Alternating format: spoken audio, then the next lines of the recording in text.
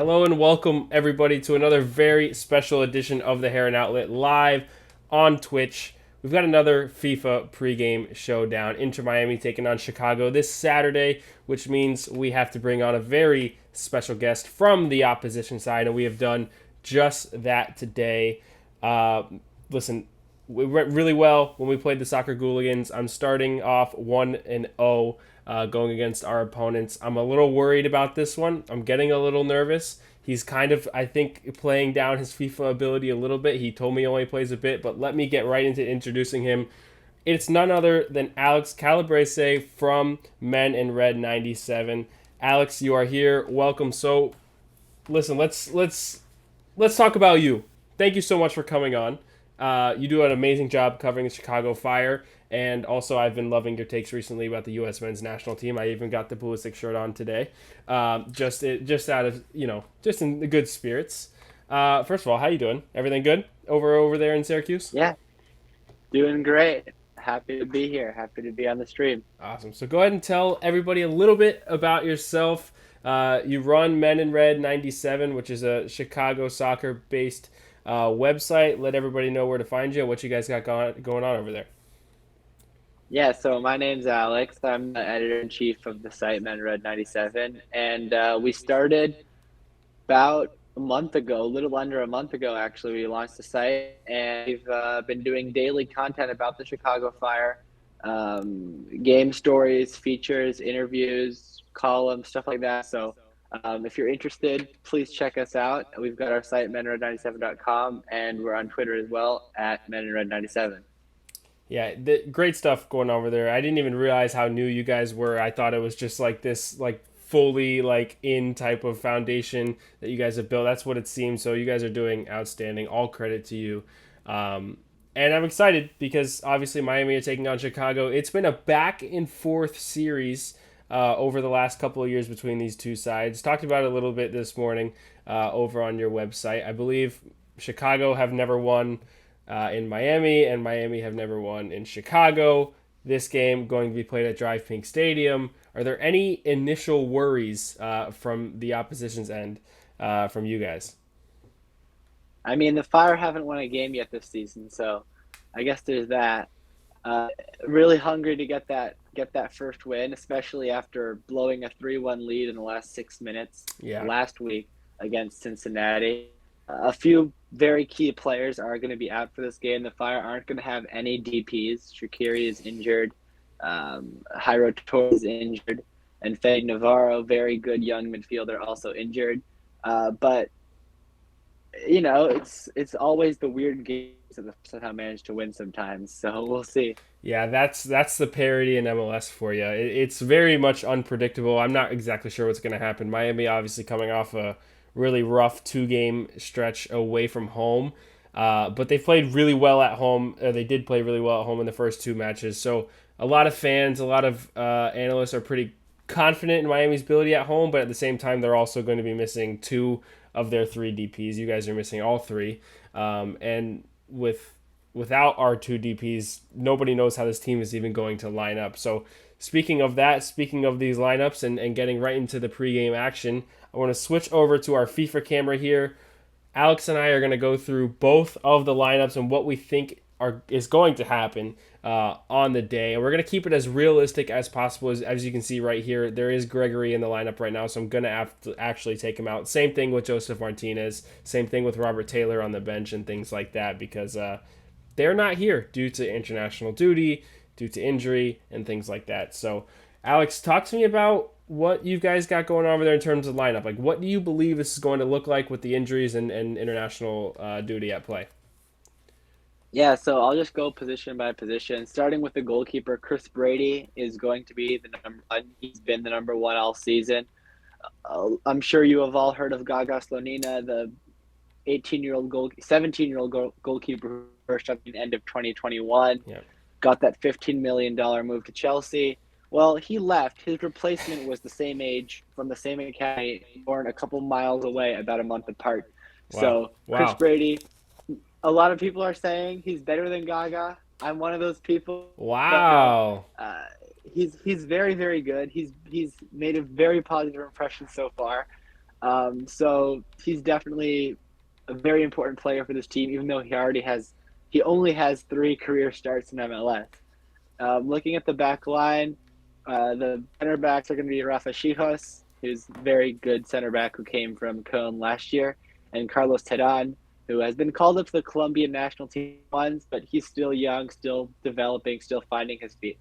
The fullbacks most likely are going to be Arnaud Souquet at right back, who's not great since getting to MLS from Liga, but he can do a job. We'll see if he gets to start again for the 4th game in a row. And at left back, it's most likely going to be Alonso Aceves, who's a recently signed left back from Pachuca in Mexico. He's not in FIFA for whatever reason, because the Mexican league is gone, and he's not listed as a free agent, and he's not on Oviedo's roster. He was on loan there before. So he's just straight up not in the game. So even though Miguel Navarro's on international duty, I'm going to have to play with him at left back in the so I guess we'll let that one slide. But looking at the midfield, Gaston Jimenez and Mauricio Pineda will be in the double of it. It's going to be a 4-2-3-1 most likely. Ezra Hendrickson has played a 4-2-3-1 every single game of his tenure as head coach except for 3. So I guess there's like a slim chance he goes back to a 3-5-2 that he did against Philly, but I think it's pretty unlikely. So Jimenez and Pineda in the midfield. Brian Gutierrez as the number 10, very, very talented player. If you want to talk about the 2 most talented players to come out of the Fire Academy at the moment is Brady and Guti. So keep an eye on Guti. When he's playing centrally as the number 10 in the absence of Jordan Shaqiri, that's his best role. Wow. And then the wingers, most likely Chris Mueller, who you're probably very familiar with, formerly of Orlando City. Marin Hale Celesti, mostly on the right wing. Just arrived from the Swiss League, but had a very good first start in the last match against Cincy. And then up top, it's either Kasper Shabilko, who scored against Cincy, or Kai Kamara, who had a red card, so he missed the last game, but was very good in his first 2 games for the Fire. So we'll see if he gets the nod or if he'll go back to Kasper. Shabalko has had some luck when he was with Philly against Miami. I think that would be a smart play to keep him up there, especially after the goal he scored last weekend. It was quite the shot from a decent area. It was not like a Robert Taylor kind of goal from a couple weeks ago, but I think it was up there for goal of the week, if I'm not mistaken. I don't know if it won it, but it was up there. It was up there. It was never going to win against an Almada free kick. Yeah, the Almada free kick was goal. That was everything. But yeah, it seems like even in the absence of a couple of your key guys, there's still a roster there that is going to come into Fort Lauderdale and compete, no doubt. I remember about 2 years ago, I think it was a May game, Miami taking on Chicago in Chicago. John McCarthy was the goalkeeper who just won MLS MVP, and he let in a free kick from like a ridiculous area, like completely fumbled the ball. Miami lose 1-0, but it was one of Brian Gutierrez's like first games with Chicago. I think he had come on as a substitute, and at the time I was working for an online radio station that was actually run by Inter Miami, and I was asked about, kind of like players to look for in Chicago in the future and blah, blah, blah. And I ended up, I think he was wearing number 40 at the time, Brian Gutierrez. Yeah. So it was a long time ago, pulling that one out of the hat. And there was a lot of small hype around him, and to see him come up this way, I think is, all credit to him. And I hope he does do a job, not too much of a job, of course, but he does play well against Miami. Now let me go ahead. There you go. He's got the jersey on and everything. He's ready. I didn't even realize that's who was on the back. Now I'm going to go into the Miami lineup here. There are going to be a lot of changes. We don't have a key striker right now. Leonardo Campana is still injured, and reports came out earlier today saying that he's still got a couple weeks to go, and he was supposed to be back this week, but it's looking to be a longing injury, and it's something that nobody really wants to see, but it is the way it is. So that kind of leaves a hole at striker, and then obviously with the way Miami played against Toronto, especially in how they lost the midfield battle and Gregory's absence, him going down is a huge, huge loss, and I think things are going to have to change because of that, and I think they're going to have to compensate for the loss that even more so for the loss that he is putting in Bryce Duke in a 8-6 role and a pivot with Jean Mota in the midfield just didn't work. So I think that we'll see Jean Mota a little bit more isolated. We talked about it on our podcast today. You guys can go check it out on Spotify, Apple, wherever you guys want to watch it. I look for this to be more of like a 4-1-4-1. I think Jean Mota, like I said, is going to be isolated in the middle. He's going to be the protector of the back line and also maybe even dropping in between the defenders. So I'm looking for that. Calendar, of course, everybody knows about Drake Calendar down here in South Florida. I believe he's right now one of the best keepers in MLS. And one of the best young keepers, too. I think we have a really good young goalkeeper batter going on in this one, which should be exciting. Along the back, Franco Negri will still be there, Chris McVeigh, Sergei Kristov, and then DeAndre Yedlin will be coming back after the birth of his second baby. I believe he had a son, so congratulations. We had Harvey Neville play at right back, and there were some crazy nepotism shouts that are pretty infuriating, but at the same time, he had a decent performance, unlucky to come off, and I think DeAndre Yedlin, of course, has to start, but Neville is still there and proved to be a serviceable backup, and that's a positive to take away from this terrible 2-game road stretch that Miami had. And then in front of Jean Mota, I think you'll see a midfield 4, Rodolfo Pizarro out on the left. I think Ariel Lassiter will replace Joseph Martinez and play out on the right and have him going up and down the wings as we know he can do, and it was a lot of what he did do last season. In the middle, I think Bryce Duke and Nico Stefanelli. That's kind of going to be this 1-2 punch. I think it's possible, too, that we see Stefanelli drift forward a little bit and kind of play next to or as a second striker and then have Bryce Duke playing more of a 10 kind of role. But I also think Bryce Duke is going to have to handle some defensive responsibility as well. So you don't want him to get too far forward, and you also don't want him to stay too far back. You want to keep his connectivity there.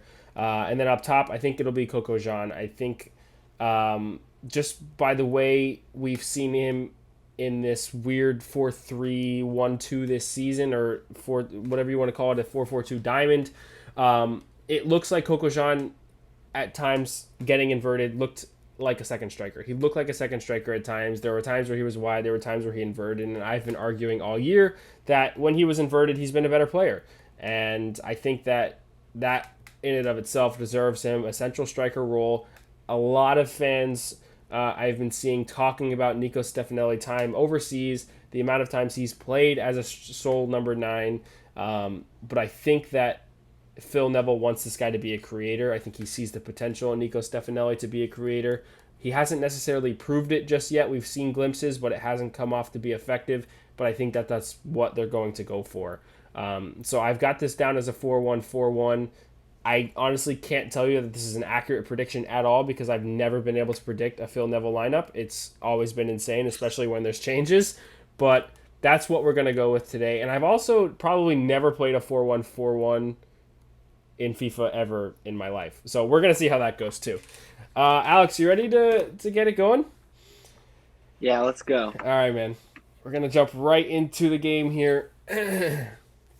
Now, I know you said while we were off stream that you haven't played a lot of this year's FIFA, but if I can ask, like when you're talking about other FIFAs where you have played a lot of FIFA, what is a lot of FIFA? Like, are you an Ultimate Team guy, like super into it and everything like that? Well, I haven't played Ultimate Team since last year. Okay. I used to play Div 3, Div 2 sometimes. Yeah. But I'm also not used to playing with the Chicago Fire, so that is the adjustment that I'm realizing is the hardest one. It doesn't matter like how much you play FIFA. Playing MLS teams as MLS teams is quite insane. It changes the game like completely. I will say I was a pretty have to be more conservative. Yeah, definitely. I was a pretty big Ultimate Team player 2 years ago. Last year I kind of lost it a little bit, and then this year I literally have barely played any FIFA at all, other than like testing these streams and whatnot. But yeah, and I don't even think we're going to be having FIFA in years to come. It's going to be a different game. Oh. I think it's just going to have a different name. Yeah, it's when I'm curious about the licenses and whatnot. But there's also other football games coming out, which competition sometimes provides the best quality. So we'll see how that goes. So you started Kai Kamara instead of, or did you start both Shabalko and Kamara? I went with Kamara. Okay. Do you think that that's a smart choice in real life? Yeah. Okay. Shabilko, he scored a beautiful goal, but he really was anonymous for the rest of the game. Okay. Fair enough. And he's also better in a two-striker system, which the Fire didn't really play. So Yeah. it wasn't really the smartest signing in hindsight, and he's had a lot of injuries. How did they acquire him? If you don't mind me, I don't remember. Was it just It a was a free agent deal? $1.25 million allocation money trade. Wow, that's a significant amount of allocation dollars.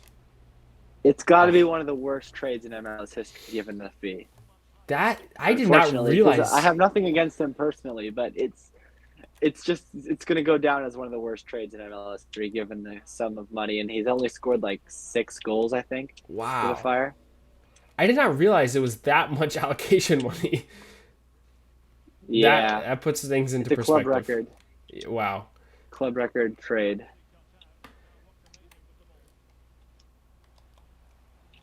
Oh, It's not great. Quarantine Jean scores the first goal of the match, 19th minute. One thing that I talked about today on your guys' website over there on MenInRed97, make sure you guys go check it out, was the importance of Miami getting an early lead at home. And when I say early lead, I mean just going into halftime with a lead. Their record is extremely strong when that happens, just in general, not just at home. I think it's like 9 wins now, 2 draws, and no losses. Drake Callender with a huge save. And that goes back to 2022. So that's something I think will be on Miami's radar in terms of what they need to do in order to find success against Chicago. Um, and I think it's a very important game plan going forward. And also, Miami have not scored a lot of goals this season from open play, at least from like an actual build-up chance. And that is been something that we've been worrying about over on our podcast because they don't break down defenses as well as you would like, and they don't get those clear-cut chances. They've scored 4 goals, but the way they've all come has been kind of by a string of luck and a sheer individual quality. So we're still waiting for that like good, beautiful goal, team goal. Tom Oh, Brady. Okay. Good defending, Teran.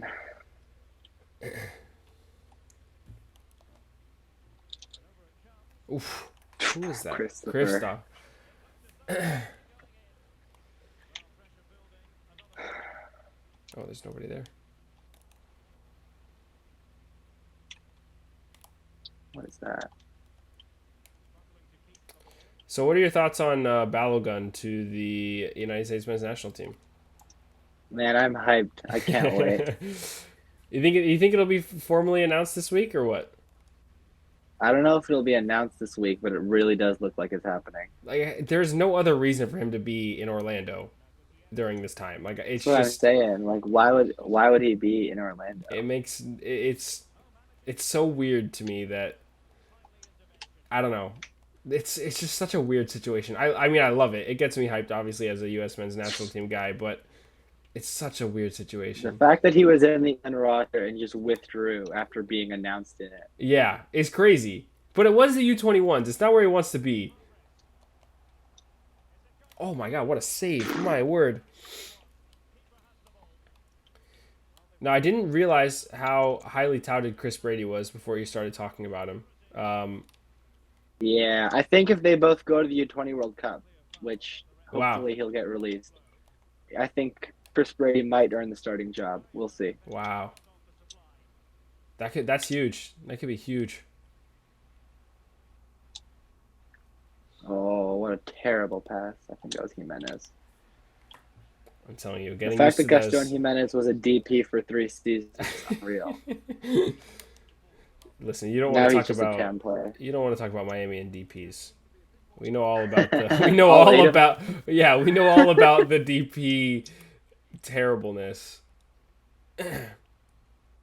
Rodolfo Pizarro was a DP last year and he played in Mexico. So, All right. Did he still take up a slot? he still took up a slot. Yes, sir. They just That's bought unreal. down. They bought down Gregory's deal, and they were going to do that again this year. And now they're probably just, if they do end up bringing in somebody else because he's going to be injured, they'll probably just, there's some random rule where they can spend like a an injury reserve DP slot and bring in a replacement under some circumstances, which I think is on the cards. Um, and I'm not going to go into the messy stuff, but if you want to bring in somebody in the summer, you have to do something, and they haven't really shown or been open to all that just yet, at least public about it. That was close. That was a close chance. I thought that was going in. Did they make Drake All right, Callender here's one more bald? chance. I think they did. That's wild. Bald or blonde? I can't tell. I'm not sure. I can't. I can't. They Or he has can't. really short hair. That. Yeah. I don't know. That's weird.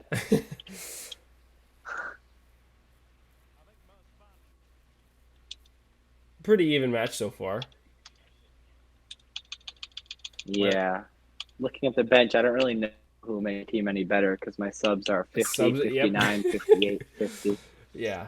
Yeah. It gets. Especially when I took the guys who are actually injured out of the team. Yeah. We're looking at homegrowns on the bench here. I've got a couple of those. Yeah, it makes it pretty tough. Makes it tough. Yeah, I don't think I'm gonna switch anything.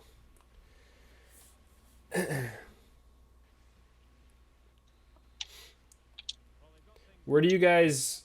I mean, where do you have Chicago realistically finishing this season? Do you think that they can push for a non-play-in spot, like a maybe a top 6 seed in the East? No. Or you think I mean, a ways away? beginning of the season, Yeah. I said 13th in my Okay. preview for the season. All Like right. 13th out of 15 teams. Like, I'm not the most optimistic about this season, Yeah. but some people are. And also, they're looking at getting a deep striker who they're being pretty ambitious with it. But if they don't get it soon, it's not going to make an impact. Right. Like, What- there are guys they're talking to who are like actually legit would be a top 5 striker in MLS. But if they don't get it done before the window, if they don't arrive till the summer, it's not gonna Yeah, you're already do much. 14, 16 games in at that point, and Yeah, actually no, I think it's up to like I think that window opens like when you're 22 games into the season now, which is crazy. something like that. Oh, that was a good turn. So They have no skill moves is the problem. yeah, it is a huge problem. After these first four I games, do rely on those too much. it's Go ahead. what was I gonna say? Oh, after these first four games, it hasn't changed your prediction or your outlook. Honestly, the team hasn't looked that bad, but the fact that they haven't been able to get any results Right. is a bit worrying. How many games have you had at Like, I home? mean, they were up 3-1 against Cincy. They were up 3-1 against Cincy with 5 minutes to go. But Which is if you don't win that game, that's just not a good sign. yeah. Was that in Because Chicago? Cincy are good too. That was in Chicago. Mm. There. Yeah, that's rough. I think, if I'm not mistaken, Luciano Acosta came off the bench that game and helped make an impact for Cincinnati late on. Came off the bench. He came off the bench, and like the first thing he did was just like a beautiful pass to assist the second goal, Yeah. which was Sergio Santos, and then they scored off a corner kick. Well, not off corner kick, but like off a rebound from a corner kick. That is annoying. Oh, Defense was missing. defense was missing. Quarantine John just listen. If he has this kind of performance at striker, I would call myself like a genie. I don't see it happening this way, but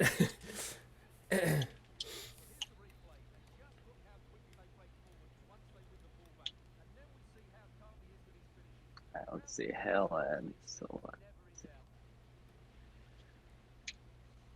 can't really do much. Yeah, this is the adjustment. it's tough. I will say I have had that 1 week of practice so far, and I did play 2 games against Chris Polanco, but oh no, I shouldn't have clicked the X. I meant to click Y. Well, actually, you or triangle. I'm talking about I just mixed up Xbox and PlayStation buttons. I was an Xbox guy, by the way. I was an Xbox guy. I switched over to PlayStation 4. Yeah. Yeah, I switched. I had an Xbox One at some point, and then I switched to a PlayStation 4. Oh, what a pass. What a pass, DeAndre Yedlin. Someone subscribed. Someone just subscribed, or followed anyway. Followed, yeah. Thank you for the follow. Still building over here. Ooh.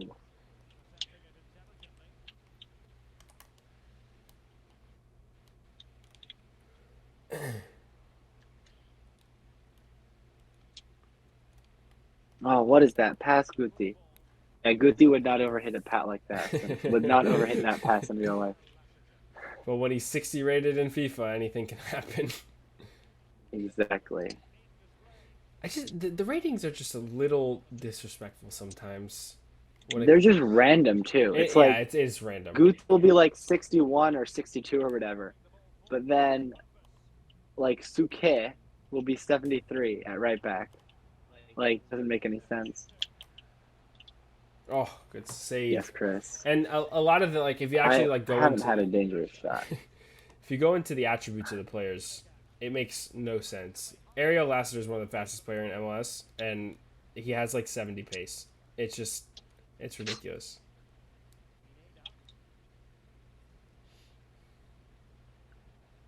Oh God, Kristoff is dying. Oh, he's gotten through. Guti pulls one back in the 80th minute.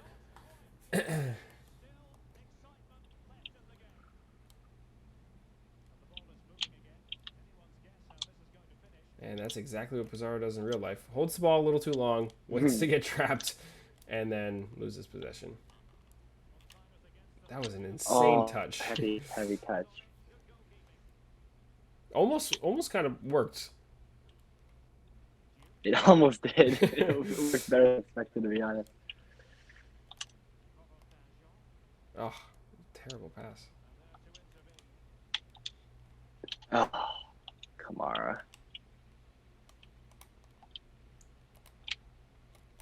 We're going to go. Oh, my word. That was a finesse shot, and somehow it's gone the wrong way. Go on, Bryce. I like Bryce Duke. He's a good player. He is a good player. I really want him to be in more of an advanced role this week because... Oh, my... Oh, what a save! Oh. Guti, so close. So close. Save off the post. Calendar with the quick reflexes. That was a rifling shot. Oh, yeah, Bryce Duke's crafty, man. He's a good player. He's super energetic. He's quick. He's technical. Everyone loves him down here. And rightfully so. And a lot of LAFC fans are like, a pen, ref! Oh, it's a penalty. Yep. That's a game anyway, because I don't have time to go. Oh, it is. I didn't even realize it was the 91st minute. All right. Yeah. I don't even know who would be the penalty taker in this. I haven't seen Miami take a penalty in a long time, and then Gonzalo Higuain is not on the roster. You know, just because we were talking about him, I'm going to put Bryce Duke. Fair enough. All right.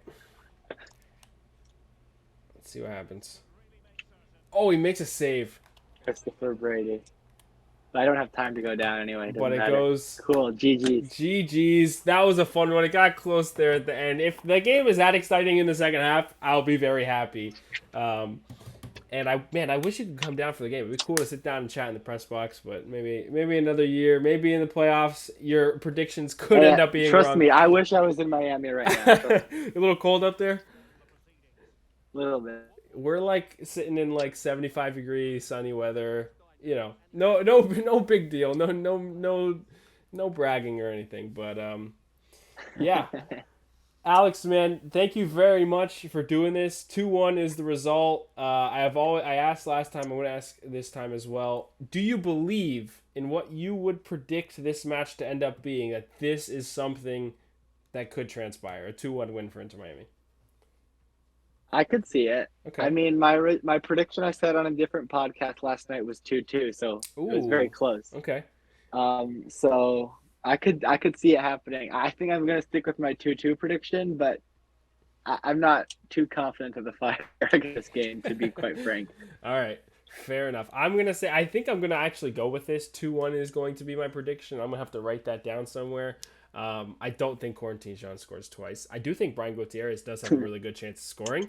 Um, but yeah, 2-1 into Miami. That's the way it ends. Let's hop on out of here. Alex, thank you so much for coming on. Go ahead and plug everything you need to plug right now. Let the people know what you got going on. Yeah, follow me on Twitter, Calabrese12.